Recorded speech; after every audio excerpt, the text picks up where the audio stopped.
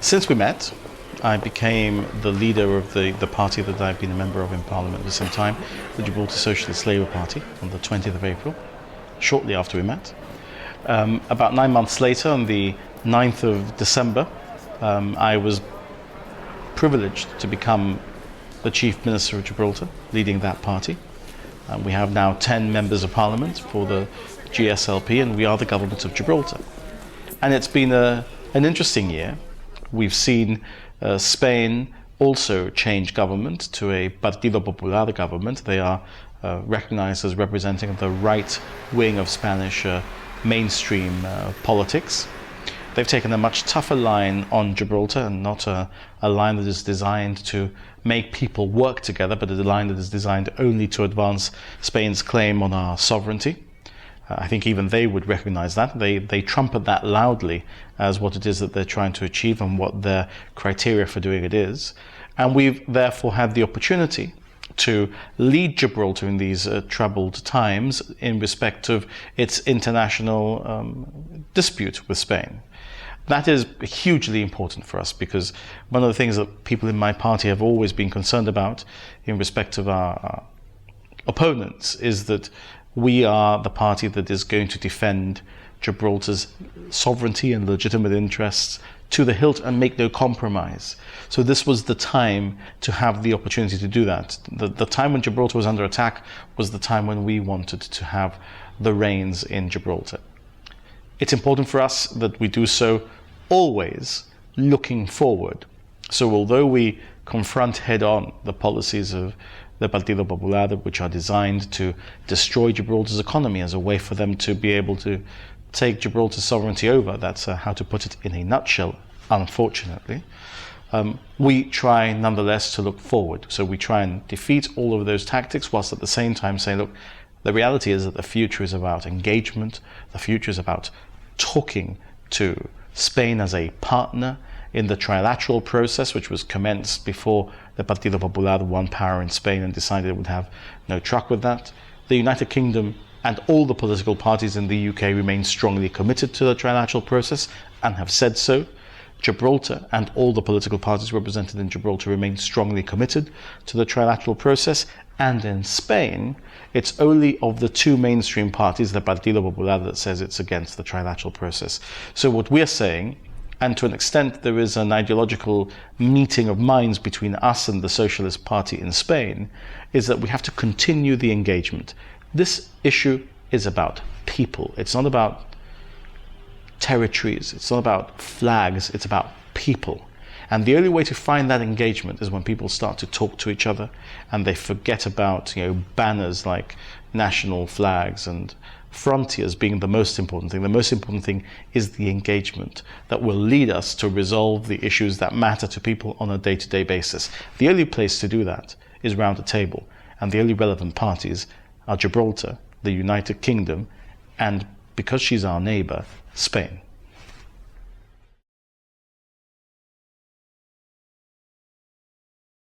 I think that Gemma Araujo is a forward-looking politician.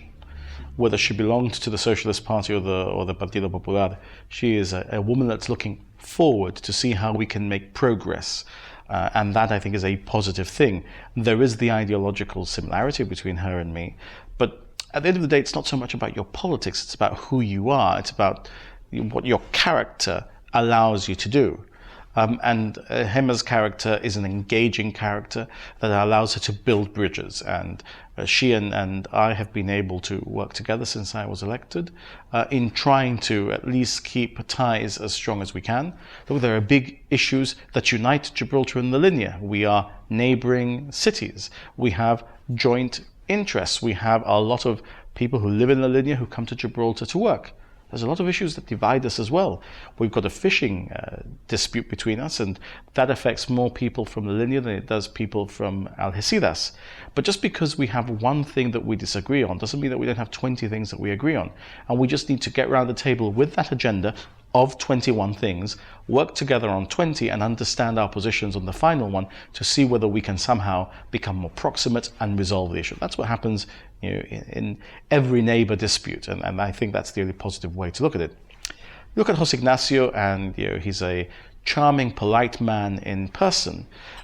But look, I must tell you that I think José Ignacio is behaving like a caricature of what Spain was in the days of old.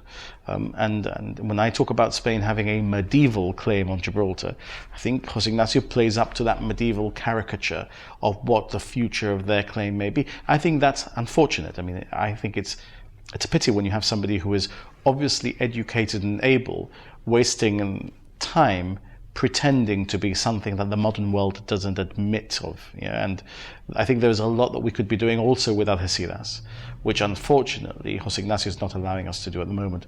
But look, I always believe in human nature, and I think he'll realize that the error of his ways, and we'll have an opportunity of working sometime in the future. Oh, well, in political terms, in the Campo de Gibraltar, he's a veteran, I think, because Gemma and I are dating from 2011, May for her, December for me. He dates from long before then, I think a year and a half or 2 years before then. There's been a change of administrations in government in Gibraltar and in the municipalities around the Campo de Gibraltar. He's also a member of parliament in Spain in Madrid, which is obviously an honor for him, because he doesn't just represent his people in the municipality, he represents them in Madrid, and he has a high-ranking post in the Foreign Affairs Committee of the Spanish Parliament, also an opportunity to influence thinking in Spain on foreign affairs. If only that were positive thinking that led to engagement rather than thinking which leads to disengagement and the disenfranchisement of Gibraltar as the ultimate aim in the process of discussion of issues that might be relevant to the day-to-day. José Ignacio's policy is that he needs only to talk to the United Kingdom. I don't know why it is that he phones me so often in that case.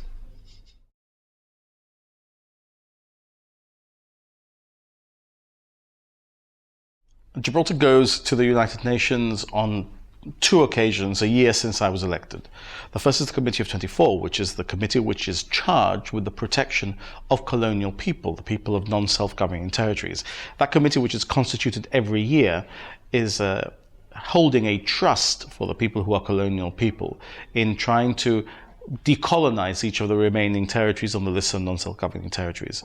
The people of each territory are able to address the committee, and we, on behalf of the government of Gibraltar, turn up to address the committee for that reason.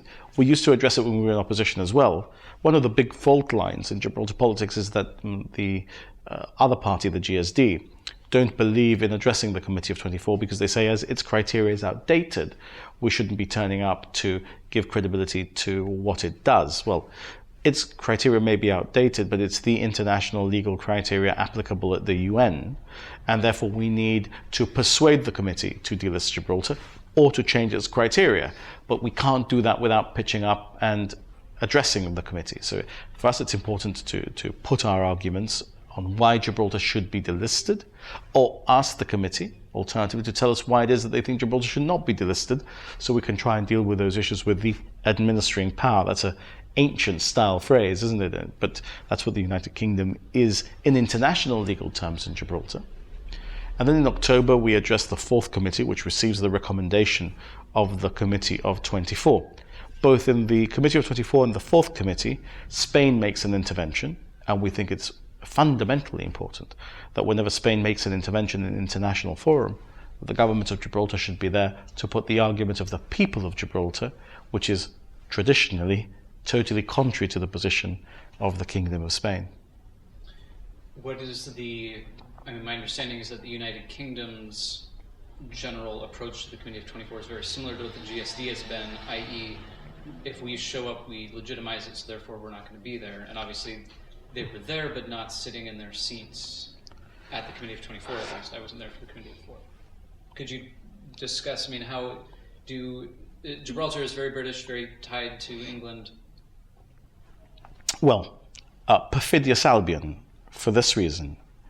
The United Kingdom believes that the committee is now working on outdated criteria and cooperates with the committee, but doesn't attend necessarily meetings of the committee.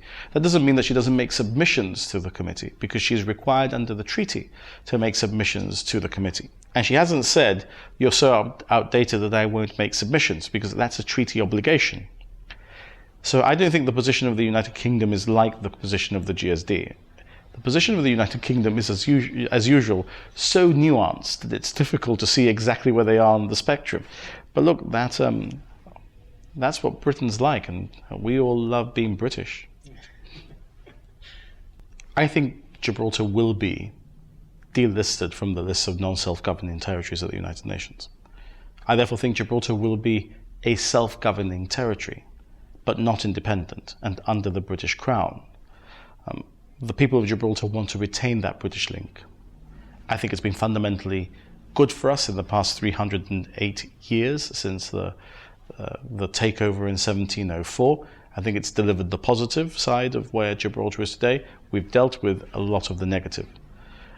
I don't think the people of Gibraltar want to see a future where they have severed the link with the United Kingdom. I think that remains something that the people of Gibraltar believe in. But that doesn't mean that we shouldn't be dealing with all the affairs that affect the people of Gibraltar as a mature people would be dealing with the affairs that affect their day-to-day. I'm convinced that there is nothing to stand in the way of the Gibraltarians taking full charge of all their affairs, even beyond where the 2006 Constitution has put us. And I'm very confident that Gibraltar is now stronger than ever to take steps in that direction, both in terms of its economic performance. The past year, we have made sure that we do everything in a way that creates a more robust public infrastructure in terms of finances.